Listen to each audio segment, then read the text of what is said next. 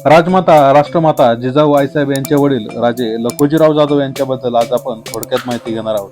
विदर्भातील बुलढाणा जिल्ह्यातील सिंदखेड येथील ते मराठा वतनदार होते. निजामशाहीत त्यांना इसवी सन 1570 साली पंचहजारी मनसबदारीचा हुद्दा होता. त्यानंतर निजामशहाला 12 वर्षापासून दौलताबाद किल्ला जिंकता येत नव्हता. तो राजे लखुजीराव जाधव यांनी इसवी सन 1572 साली स्वपराक्रमाने मिळवून दिला. त्यामुळे निजामशहाने त्यांना 10,000 मनसब, 9 सरकार, 28 महाल व 56 चावड्या ही जहागिरी वंश परंपरागत करून दिली. पुढे इसवी सन 1605 मध्ये राजे लखुजीराव जाधव यांना निजामशाहीत 15,000 मनसबदारी व वजीरपद बहाल करण्यात आले.